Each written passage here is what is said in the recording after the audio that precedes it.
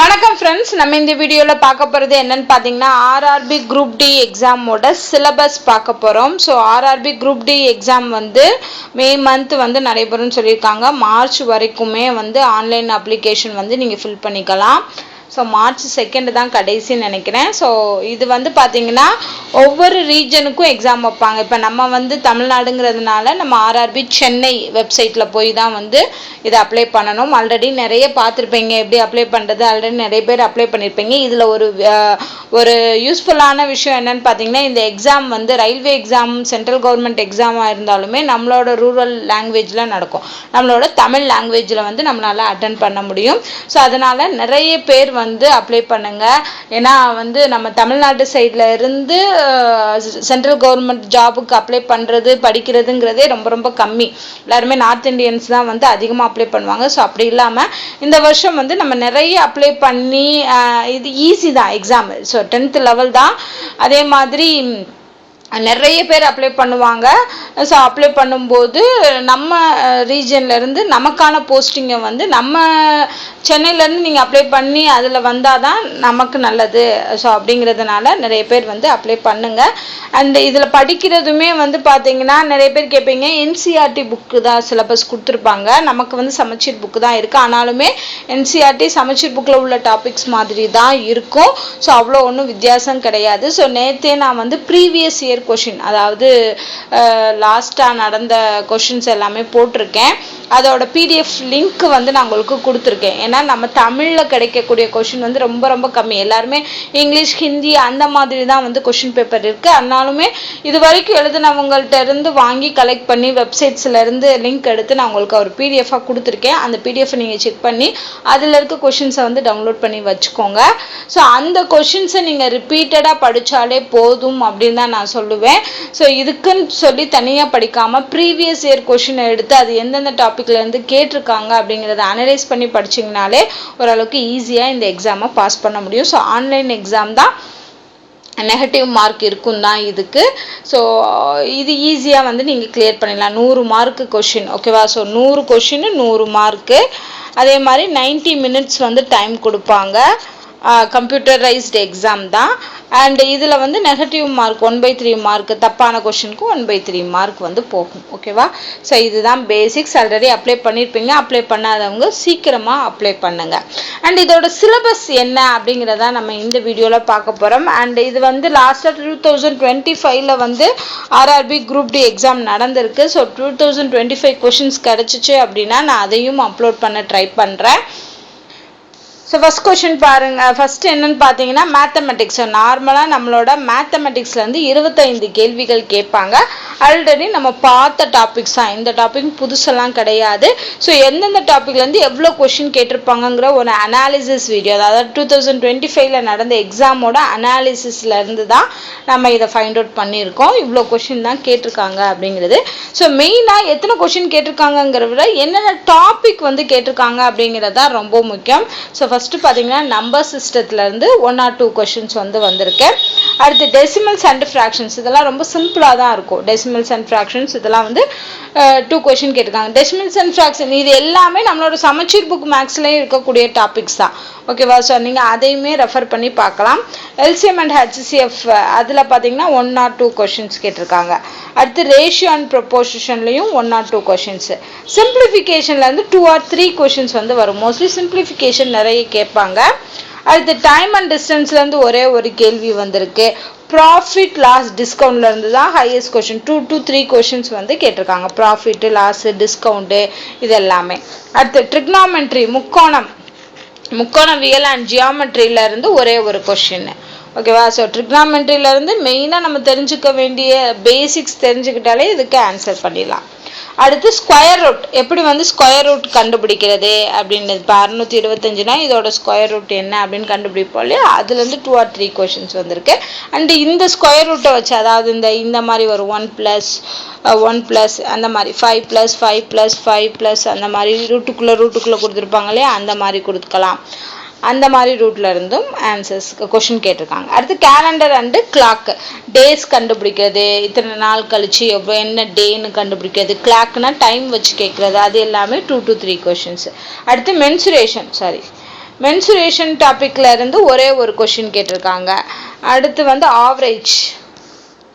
Average வந்து ஒரு question ஆவரேஜ்ல இருந்து, அதே மாதிரி பர்சன்டேஜ்ல இருந்து 1 or 2 கொஷின்ஸ், டைம் அண்ட் ஒர்க்ல இருந்தும் 1 or 2 கொஷின்ஸ். அடுத்து சிம்பிள் இன்ட்ரெஸ்ட் அண்ட் காம்பவுண்ட் இன்ட்ரெஸ்ட்ல இருந்து 1 to 3 கொஷின்ஸ் வரைக்கும் கேட்டிருக்காங்க. Simple interest and compound interest. அப்புறம் அல்ஜிப்ராவை வச்சு 2 or 3 கொஷின்ஸ், இந்த a+b² அந்த ஃபார்முலாலாம் வரும் இல்லையா, அதுதான் அல்ஜிப்ரா. அதுல இருந்து 2 or 3 கொஷின்ஸ் கேட்டிருக்காங்க. அடுத்து ஸ்டாட்டிஸ்டிக்ஸ், நிகழ்தகவுன்னு சொல்லுவோம் இல்லையா, ப்ராபபிலிட்டி, அதுல இருந்து ஒரு கொஷின். அடுத்து ஏஜ் சம்ல இருந்து 1 or 2 கொஷின்ஸ். அதுக்கப்புறமா பைப்ஸ் அண்ட் சிஸ்டன்ஸ்ல இருந்து ஒரு கொஷின்ஸ். ஸோ டோட்டலா வந்து மேத்தமெட்டிக்ஸ்ல மட்டுமே வந்து 25 கேள்விகள் வந்து கேட்பாங்க. ஸோ மேத்தமெட்டிக்ஸ் வந்து 25 கேள்வி. அடுத்து பார்த்தீங்கன்னா ஜென்ரல் அவேர்னஸ்ல இருந்து 20 கேள்வி கேட்குறாங்க. இதுல நிறைய டாபிக் வரும். ஜியாகிரபி, பாலிட்டி, ஹிஸ்டரி, எக்கனாமிக்ஸ், அப்போ static, GK and current affairs இதுல இருந்து கேட்பாங்க. ஜியாகிரபியை பொறுத்தளவுக்கு 2 or 3 கொஷின்ஸ் தான். அதே மாதிரி பாலிட்டிலேருந்து 2 or 3 கொஷின்ஸ், ஹிஸ்ட்ரியிலேருந்து 2 or 3 கொஷின்ஸ், அப்புறம் எக்கனாமிக்ஸ்லேருந்து 1 or 2 கொஷின்ஸ். இந்த 4 டாப்பிக்குமே நீங்கள் ப்ரீவியஸ் இயர் கொஷின் இருந்து பார்த்தாலே போதும் தான் நான் சொல்லுவேன். ப்ரீவியஸ் இயர் கொஷினில் எந்தெந்த டாப்பிக்லேருந்து கேட்டிருக்காங்க, ஜியாகிரஃபிலேருந்து எந்தெந்த டாப்பிக்லேருந்து கேட்டிருக்காங்க, பாலிட்டியில் எதுலேருந்து கேட்டிருக்காங்க அப்படிங்கிற ஓவர்வியூ பார்த்தாலே உங்களால் ஐடென்டிஃபை பண்ண முடியும் கொஷின்ஸை. அதுக்கப்புறம் ஸ்டாட்டிக் ஜிகேனா என்னன்னா, இம்பார்ட்டன்ட் ரிவர்ஸ், இம்பார்ட்டன்ட் டான்ஸு, அப்புறம் வந்து நேஷனல் கேபிட்டல், கரன்சி, ஸோ இந்த மாதிரி வரக்கூடிய ஜிகேஸ் எல்லாமே வந்து ஸ்டாட்டிக் ஜிகே. இது வந்து 3 to 4 கொஷின்ஸ் வரைக்கும் கேட்பாங்க ஸ்டாட்டிக் ஜிகேலேருந்து. இந்த ஸ்டாட்டிக் ஜிகேல என்னென்ன டாபிக் இருக்குங்கிறத நம்ம ஆல்ரெடி நம்ம சேனலில் ஒரு ஸ்டாட்டிக் ஜிகேன்னு சொல்லியே ஒரு பிளேலிஸ்ட் வச்சுருக்கோம். அந்த பிளேலிஸ்ட்டில் பார்த்தீங்கன்னா வந்து ஸ்டாட்டிக் ஜிகேல இருக்கக்கூடிய டாபிக்ஸ் எல்லாமே வந்திருக்கும். ஓகேவா, நான் அந்த பிளேலிஸ்ட் லிங்க்கை வந்து டிஸ்கிரிப்ஷனில் கொடுக்குறேன், செக் பண்ணி பாருங்கள். அண்ட் கரண்ட் அஃபேர்ஸ்ல வந்து 5 to 7 கொஷின்ஸ் கேட்பாங்க. இப்போ கரண்ட்டாக ஒரு லாஸ்ட் 6 monthல என்ன நடந்துச்சு அப்படிங்கிறது 5 to 7 கொஷின்ஸ். ஸோ டோட்டலாக ஜென்ரல் அவேர்னஸ்ல இருந்து 20 கொஷின்ஸ் வரும். அடுத்து சயின்ஸை பொறுத்தளவுக்கு ஃபிசிக்ஸ், கெமிஸ்ட்ரி, பயாலஜி. ஃபிசிக்ஸும் கெமிஸ்ட்ரியிலேருந்து 8 to 9 கொஷின்ஸ் வரும். அதே மாதிரி பயாலஜி, அதாவது பாட்னி அண்ட் சுவாலஜிலேருந்து 6 to 7 கொஷின்ஸ். ஸோ இது டோட்டலாக 25 கேள்வி. ஸோ பார்த்தீங்கன்னா ஜென்ரல் சயின்ஸும் மேக்ஸுமே 25 கிட்டத்தட்ட பாதி 50 கொஷின்ஸ் வந்து இருக்கும். அடுத்து அதிகமாக கேட்கக்கூடியது ரீசனிங் தான். 30 கொஷின்ஸ் வந்து கேட்பாங்க. அண்ட் ரொம்ப ஈஸி தான் ரீசனிங்கு. நீங்கள் மேக்ஸுக்கு கூட ஃபார்முலா படிக்கணும், ரீசனிங்க்கு அதெல்லாம் தேவையே இல்லை. லாஜிக்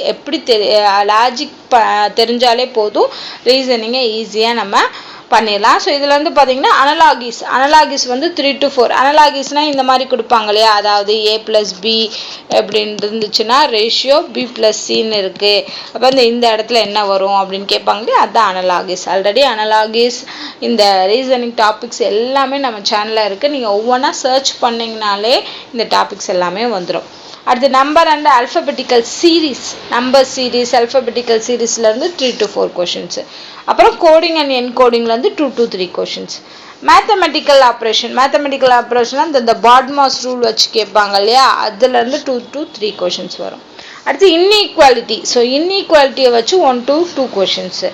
கிளாசிஃபிகேஷன்லேருந்து 1 to 3 கொஷின்ஸ் இருக்குது. பிளட் ரிலேஷன்லேருந்து ஒரு கொஷின் கேட்குறாங்க. சிலாகிசம்னா வென் டயக்ராம் போட்டு நம்ம கண்டுபிடிப்போம். ஆல் மென் ஆர் சேம் அந்த மாதிரி வரும்ல, ஆல், சம்மு, நோ, நாட் அப்படின்னு வச்சு கண்டிஷன்ஸ் வரும் இல்லையா, ஸ்டேட்மெண்ட்ஸ் வரும் இல்லையா, அதுதான் ஸ்டேட்மெண்ட் அண்ட் கன்க்ளூஷன் தான் சிலாகிசம். அடுத்து சீட்டிங் அரேஞ்ச்மெண்ட், சர்க்குலர் டேபிள், அப்புறம் வந்து ஸ்கொயர் டேபிள் இல்லைன்னா ரெக்டாங்குலர் டேபிளில் அரேஞ்ச் பண்ணணும் அப்படிங்கிற மாதிரி வரதுலேருந்து 2 to 3 கொஷின்ஸ். அப்புறம் மிரர் இமேஜ்லேருந்து ஒரு கேள்வி. அடுத்து வென் டயக்ராம்லேருந்து 1 or 2 கொஷின்ஸ் கேட்குறாங்க. அதுக்கப்புறம் பசல்ஸ், சம் புதிர் கணக்குகள்னு சொல்லி 1 or 2 கொஷின்ஸ் கேட்குறாங்க. அடுத்து டேட்டா சஃபிஷியன்சி, அதாவது கொடுத்துட்டு 2 ஸ்டேட்மெண்ட் கொடுத்துருப்பாங்க. கொடுத்துட்டு இதுலேருந்து இதை கண்டுபிடிக்கணும், இதுக்கு இந்த 2 ஸ்டேட்மெண்ட்டும் சஃபிஷியன்ட்டா அப்படிங்கிற மாதிரி கொஷின் கேட்பாங்க. அதுலேருந்து 1 or 2 கொஷின்ஸ் கேட்குறாங்க. அடுத்து டிசிஷன் மேக்கிங்லேருந்து 2 கொஷின். அப்புறம் டைரக்ஷன், டிஸ்டன்ஸ், இதை வச்சு 2 or 3 கொஷின்ஸ் கேட்குறாங்க. அப்புறம் ஸ்டேட்மெண்ட் அண்ட் கன்க்ளூஷன்லேருந்து 1 or 3 கொஷின்ஸ். கியூப் டைஸ் வச்சு பகடை சம் இருக்குல்லையே, அதுலேருந்து ஒரு கொஷின். கிளாக் அண்ட் காலண்டர்லேருந்து 1 or 2 கொஷின்ஸ். ஸோ இதில் வந்து எல்லா டாப்பிக்குமே நம்ம சேனலில் வீடியோ கொடுத்துருக்கோம். அண்டு இது எல்லாத்துக்குமே நீங்கள் ப்ரீவியஸ் இயர் கொஷினை எடுத்து நீங்கள் சால்வ் பண்ணாலே போதும். கிட்டத்தட்ட ஒரு 30-40 கொஷின் நீங்கள் சால்வ் பண்ணி பார்த்துட்டீங்க. டெய்லி ஒரு கொஷின்னு நீங்கள் சால்வ் பண்ணாலே ரீசனிங் அண்டு மேக்ஸை வந்து ஈஸியாக அடிக்கலாம். மோஸ்ட்லி ரயில்வே வந்து ப்ரீவியஸ் இயர் கொஷினில் இருக்கிற மாதிரியான கொஷின்ஸ் தான் கேட்பாங்க. ஏன்னா ஆல்ரெடி எக்ஸாம் எழுதுனவங்களை கேட்டாலே தெரியும். நீங்கள் ப்ரீவியஸ் இயர் கொஷின் எடுத்து ப்ராக்டிஸ் பண்ணுங்கள். ப்ராக்டிஸ் பண்ணாலே இதுக்குரிய மார்க்ஸை நீங்கள் வந்து சூப்பராக எடுக்கலாம். அண்ட் இதில் என்னென்னா ஸ்பீடு முக்கியம். ரொம்ப ஸ்பீடாக நம்ம சால்வ் பண்ணணும். அதே மாதிரி டைம் வந்து ஏன்னா 90 மினிட்ஸ் தான். ஆனால் 100 கொஷின்ஸ் அட்டன் பண்ணணும். நமக்கு வந்து 30 + 20 25 ஓகேவா. மேக்ஸில் 25, ரீசனிங்கில் 30. இதுதான் வந்து நம்ம சால்வ் பண்ணி பார்க்குற மாதிரி இருக்கும். ஸோ கிட்டத்தட்ட பாதி கேள்வி வந்து நீங்கள் சால்வ் பண்ணி பார்க்குற மாதிரி இருக்கும். அப்படிங்கிறப்போ அக்யூரஸியும் அண்ட் டைம் கன்சம்ஷன் தான் அதிகமாக இருக்கும். ஸோ அதை நீங்கள் ப்ராக்டிஸ் பண்ணிட்டாலே ஈஸியாக இந்த எக்ஸாமை நீங்கள் கிராக் பண்ணலாம். ஸோ நான் சொன்ன மாதிரி டோட்டலாக 100 கேள்வி 90 நிமிஷம், 1.5 மணி நேரம் தான் எக்ஸாமு. நெகட்டிவ் மார்க் உண்டு. தெரிஞ்சால் மட்டும் கொஷின் அட்டன் பண்ணுங்கள். இப்போ அதுக்கு எனக்கு கரெக்டாக ஆன்சர் தெரியலைன்னா விட்டுருங்க. ஓகேவா. ஸோ அந்த மாதிரி மோஸ்ட்லி கரெக்டான ஆன்சர்ஸை மட்டும் நீங்கள் ஃபில் பண்ணாலே நல்ல மார்க் வந்து எடுக்கலாம். ஸோ ட்ரை பண்ணி பாருங்கள். அண்ட் இதில் வேறு ஏதாவது டவுட் இருக்குது அப்படின்னா வந்து கமெண்ட் பண்ணுங்கள். நிறைய பேர் வந்து இதுக்குரிய சிலபஸ் டாபிக் வந்து போட சொல்கிறீங்க. நான் முடிஞ்ச அளவுக்கு போகிறேன். அண்டு நான் வந்து குரூப் டி எக்ஸாமுக்கான டெஸ்ட்டு சீரீஸும் பிளான் பண்ணிக்கிட்டு இருக்கோம். ஸோ டெஸ்ட்டு சீரீஸ் வந்து டெஸ்ட்டு ஃபார்ம் கம்ப்ளீட் பண்ணிட்டோம் அப்படின்னா கூடிய சீக்கிரம் வந்து டெஸ்ட்டு சீரீஸ் டீட்டெயிலும் சொல்கிறேன். ஸோ அதை பற்றினா உங்களோட கருத்து என்ன அப்படிங்கிறதையும் கமெண்ட் பண்ணுங்கள். வேணுமா வேணாமா, எப்படி வேணும், அந்த மாதிரியான டீட்டெயில்ஸ். ஸோ வேறு ஏதாவது வீடியோஸ் வேணும்னாலும் கமெண்ட்ல சொல்லுங்க. உங்களுக்கு ஆன வீடியோஸ் வந்து கொடுக்குறோம். ஸோ இந்த வீடியோ உங்களுக்கு பிடிச்சிருந்தா லைக் பண்ணுங்க, ஷேர் பண்ணுங்க, மறக்காம நம்ம சேனலை சப்ஸ்கிரைப் பண்ணுங்க. நன்றி.